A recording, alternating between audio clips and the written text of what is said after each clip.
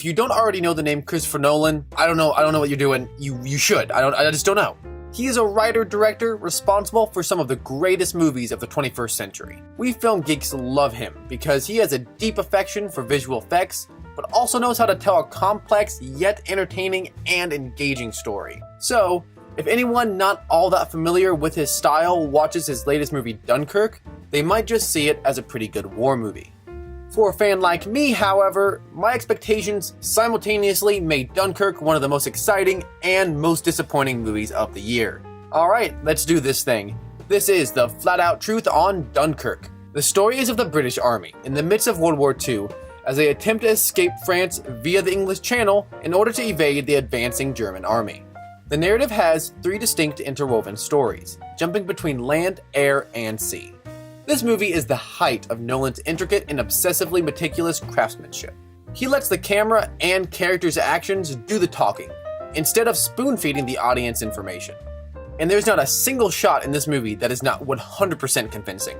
The visual effects are perfect, but there's also a dedication to realism over sensationalism. Part of the realism comes from Dunkirk being one of the most British war movies ever made. There isn't as much blood, guts, and glory as there is a lot of debating, talking, and calculating. So, instead of sensationalizing things like Hollywood war movies, Nolan sticks to what most likely actually happens. Dunkirk also avoids a traditional story structure, but is instead more of a long chronicle of many different men doing their best to survive. This makes the entire story feel like a true event, but it also means that there's really not a lot of focus. I was really interested in all of the action, but not really invested in any of the characters.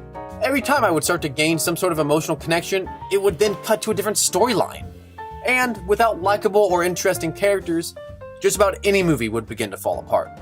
Bring all of this together, and I totally respect that Nolan wanted to make the most realistic war movie possible. But the characters, and thus the heart of the movie, hold it back from being truly special. The spectacle alone is enough to justify the ticket price. Just don't expect something as good as Nolan's other works or something like Saving Private Ryan.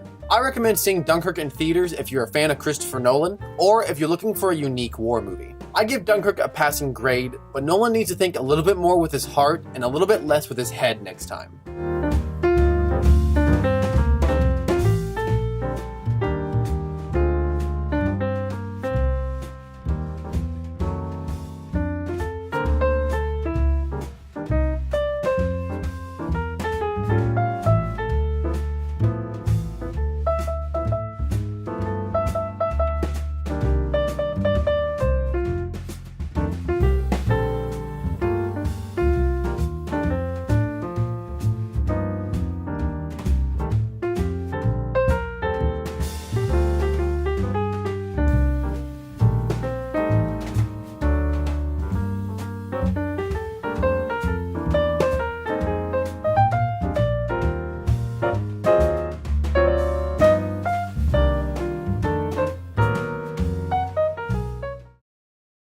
Three, two.